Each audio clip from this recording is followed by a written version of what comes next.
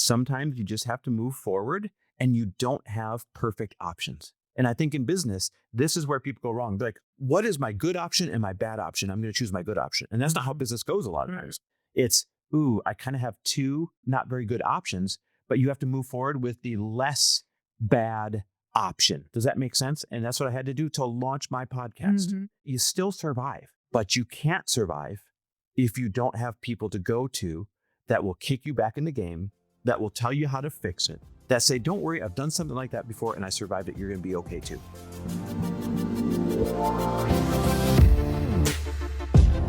Welcome, everybody, to the Chris Harder Show, where we are making you unapologetic about your pursuit of success, knowing that when good people like you make good money, they can then do great things. My name is Chris Harder, and several times per week, I will bring you epic guests, solo episodes, and every single tool, trick, and skill set you need to grow your business, grow your money mindset, and to grow your wealth to levels that you have never reached before. I've ended up in a unique place in life where I've got the experience, the connections, and all of the secrets that it takes to be successful. And I'm lifting the curtain to reveal it all to you in an effort to help put you in a position of abundance so great that you can then be as generous as possible. So let's lock arms and let's get started. And we're back. With another episode of He Said, She Said. Hey, before we get started, we gotta let everyone know we are about to open cart in a couple of weeks from this recording and only going to take 30 new people into our Mentor Collective Mastermind, which is a very small number. But here's why we only take a small number. This is the one that's the most supportive mastermind literally on the internet, right? And so what it means is not only are Lori and I teaching every 2 weeks, but there's a call every single week for you to learn from. And we have hired coaches that we pay for out of our money, and a lot of them. And they are expertise coaches. So there's a sales coach, a marketing coach, life and health coach. There is a tech coach. I mean, there's everything, right? So any problem you ever have in your business, you have a coach to go to and ask unlimited questions of, courtesy of us paying for the coach. So you don't have to pay for the coach. So everything you ever need is in this mastermind. But that's why we have to limit it to real small groups every time that we enroll. Now, the mastermind as a group grows bigger and bigger, but we have to grow the number of coaches in accordance with the number of members. So bottom line, we're only going to take 30 people. Now, if you're listening, when Lori and I only take 30 people, that is not a lot. Like that is a small, that goes like zoom right away. So here's your greatest chance of getting to get one of those chances. And first of all, this is the mastermind that is for people earning between, I'd say 25,000 and 500,000. 500,000 is where you got to start applying for the elite level mastermind. I mean, go read all testimonials on the sales page. It is awesome. Okay, so we are going to get into our podcast today, and we were discussing what topics we should talk about. And I had thought of sharing with you guys some of our kind of like screw ups, Bloopers, embarrassments that at the time felt huge. Traumatic, you guys. And now we laugh at them, but we want to share them because these happen all the time. And so it is literally about your comeback rate when you're an entrepreneur. And I think it's really important to know that I can't tell you the amount of people who are big names who have told me the most hilarious stories I can possibly tell you. So, Chris, do you want to start off?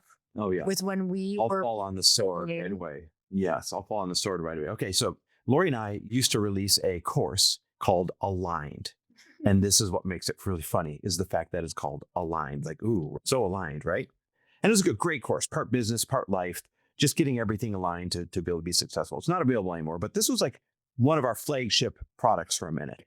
And we really put everything we had into creating the content and the lessons and the flow of the course, and then high production value filming, you name it. Like we went all in on this thing, and this was going to be this big multi-7-figure product, blah, blah, blah, right? So we do the recordings. And if you guys have ever recorded something where it's kind of scripted, because you have to script it to make sure that you're doing all the teaching and hitting all the lessons just right. Well, if you've ever recorded something where it's kind of scripted, it's almost tougher than if you're riffing from your brain. And yes. You tend to screw up a lot. And so I am known for something that is called a Chris lovingly a Chris fit. And a Chris fit is basically when little things go wrong, I lose my shit. There's a temper tantrum that looks like a toddler tantrum. And what's funny is when big things go wrong, I am cool as a cucumber. Like, no problem. I got this. Oh, aliens are arriving. No problem. I got this. Oh, left my keys in the house when I got in the car. Right?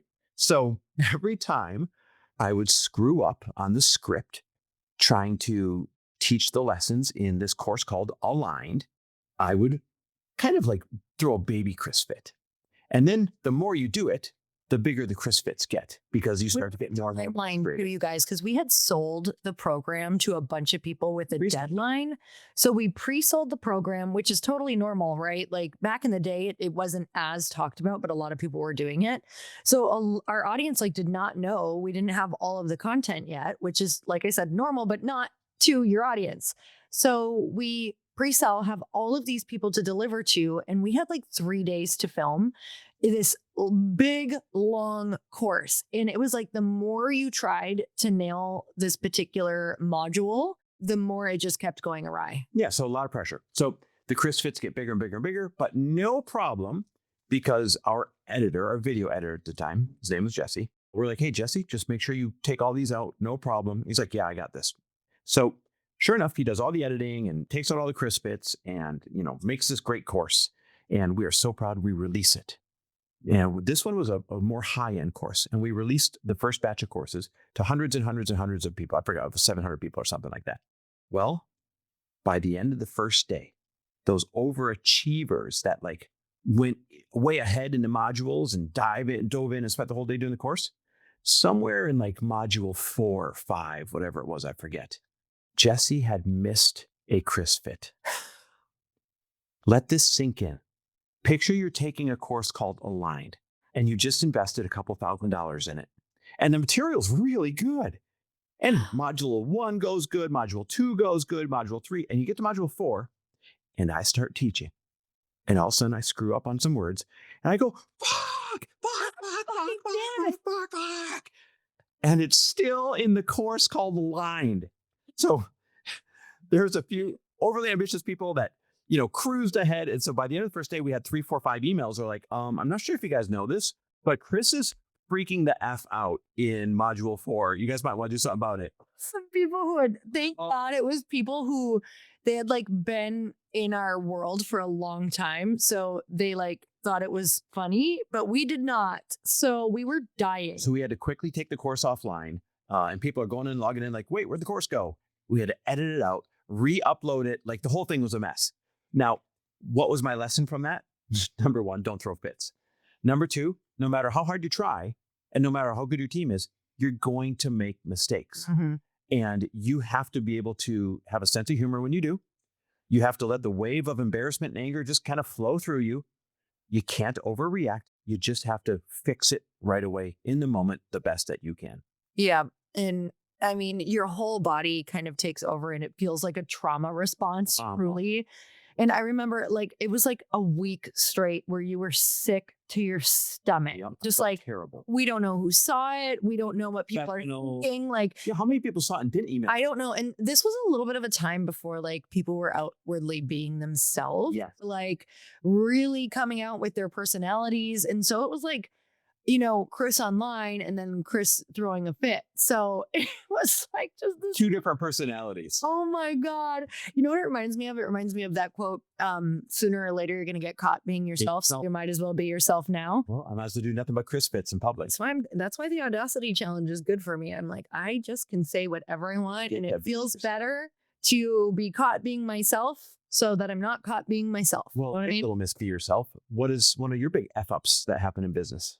I have so many, and I actually have one that I will never share. It was so bad. Like, I know. Eventually, you know which one, but like I can't even talk about it. I can't even talk about it. Literally, it's bad. But obviously, I have a podcast. You're listening to it. I was interviewing someone I was so excited about. I got to finally interview Boss Babe, the founders of Boss Babe, when it was Natalie and Danielle of Boss Babe.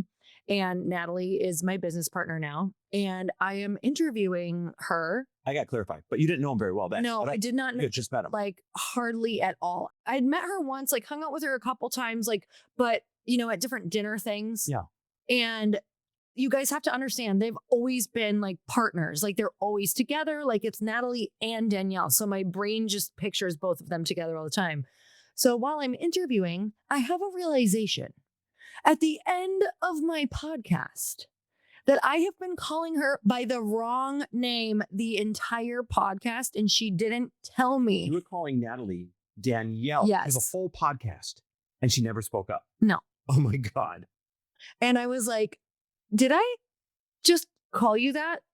Like through the whole thing? And she was like, yeah, it's fine because we're partners and it happens all the time. I was like, that doesn't happen all the time. I was like, I feel like such an asshole. I feel like I need to frame this better. I want you guys to picture, like, if you have a podcast, your biggest get, you're like so excited to meet this person. You're so excited to get to know these people.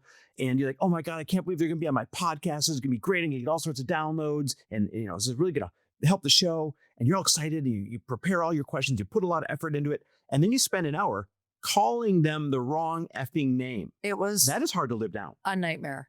And then I had to tell my editors, oh, you know, could you go try to edit out whenever I would say the wrong name because I called her the wrong name. Supposed to be just like silence, like thing. So tell me, Hank, what was the time that you blah blah blah?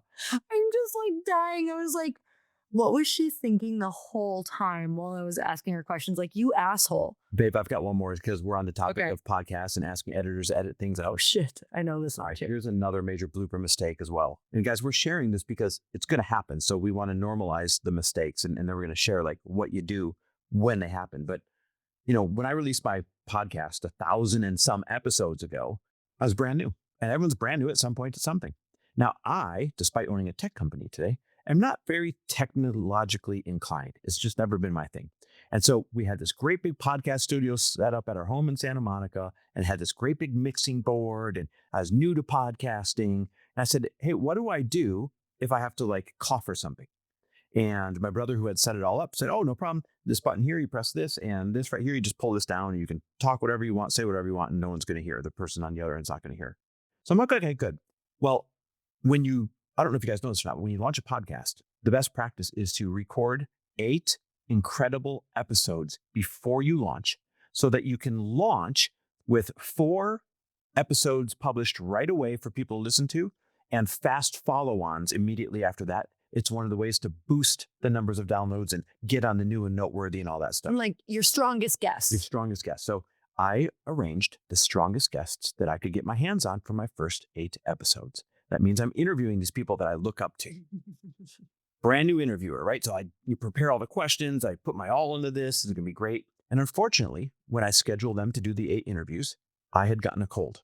And like not a little cold, like a big cold. And so I'm like, okay, no big deal. If I have to cough or if I have to clear my throat or something, I'm just going to pull this little sound thing down and push it back up and no one will ever know. So through the first maybe 6 of 8 episodes, I would be interviewing them and all of a sudden I'd have to clear my throat. And so I'd pull the little sound thing down. I'd go, and then push it back up. And I think I'm in the clear because good news, the person on the other end isn't hearing me. So they're not reacting because I'm pulling the sound to them down, but not on the recording because you're recording 2 different sounds and putting them together on a podcast. So you do an interview. So I look at them on Zoom. They're not reacting. I'm like, woohoo, this is working. And I clear my throat and I clear my throat and I clear my throat over it, like hacking up a lung. Disgusting sounds you got. While they're talking. And so I get through this. I'm like, yeah, babe, I'm so proud. I had a cold. It didn't stop me. I got through this. Every time I'd clear my throat, I just muted it. So we ship off the 8 episodes to our podcast producers. I'm all proud of them. And a couple days later, they send back and they're like, are you joking? Like, what'd you do? Like, this is it? I'm like, what are you talking about? They're like, in every single episode, 8, 9, 10, 15 times, you go, while the other person is answering. Like, what are we supposed to do? And I was devastated. Now, We're devastated. You know, your first 8 episodes, you're trying to make, you're probably through a Christmas. You were so hard to deal with. I was like, this is a disaster for my life. But, you know, you want to make the best first impression possible. I'm like, I can't go back to these 8 big names and ask them to re-record. No. Not going to happen. So I asked the editors, I'm like, fix it. I don't care how you fix it. I don't care if the sound just goes mute. I don't care if you splice it out. So if you go back and listen to my first 6 or 8 episodes, you can, if you listen closely, you can hear where the person's talking and then maybe the words don't match up because they had a splice out, 3 seconds, Tracking. or where the person's talking, but it just kind of goes mute. You can go back, you could find the edits where they had to clear out my throat clearing as best as they could. God. And done was better than perfect. What I learned from that one, sometimes you just have to move forward and you don't have perfect options. And I think in business, this is where people go wrong. They're like, oh, well, what is my good option and my bad option? I'm going to choose my good option. And that's not how business goes a lot of times. It's, I kind of have two not very good options, but you have to move forward with the less bad option. Does that make sense? And that's what I had to do to launch my podcast. And you still survive. We're sharing these stories because you have to understand, you still survive.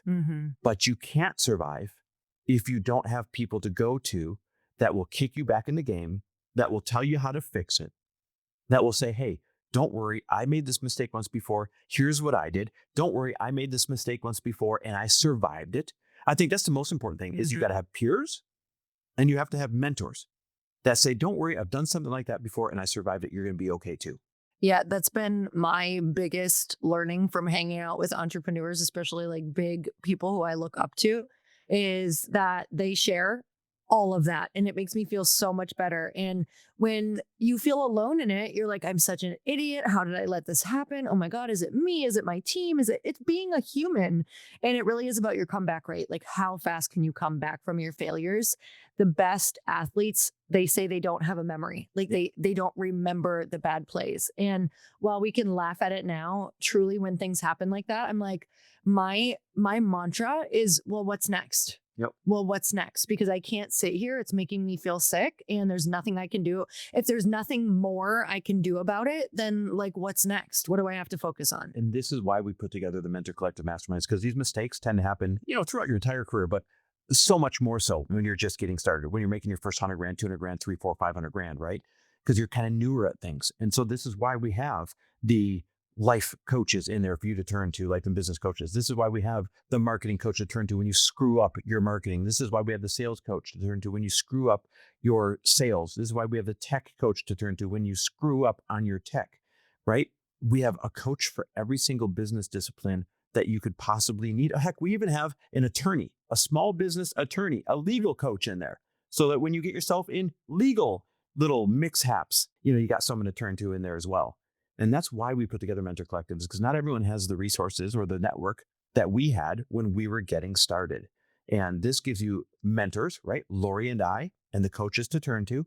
And it gives you peers, people that are kind of at the same place as you, maybe a step or two ahead, to be able to say, don't worry, I did that too. Or don't worry, I know how to fix this. Or don't worry, this happened to me the other day. And people that understand your struggle. It is the best. Like, I wish I would have had this, and we created what we wish we had. And it's like our favorite calls to do. They're so fun. Oh God, we get off them and we're on a high. So listen, if you guys want a live call where your business questions are answered every single week, if you want coaches sharing their expertise with you on the in-between weeks, if you want on-demand coaching from every type of business coach you could want, complimentary once you're in the program, and so much more.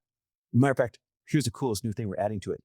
Weekly accountability coaches. Somebody to check in on you and say, hey, last week you said you were going to do X, Y, and Z. Did you do it? Oh, you didn't? Why not? What's your commitment this week? Oh, maybe you need to meet this person. Maybe I need to point you that direction. When people shift from like a job to entrepreneurship, the biggest thing they struggle with is holding themselves accountable. I know. They don't have a boss anymore. Well, we fixed that with this program. We're so grateful for you guys, and we will see you next week. Bye, everyone. Thanks for listening. And if you loved this episode and know of someone else who is as successful as they are generous, please pass them on to me.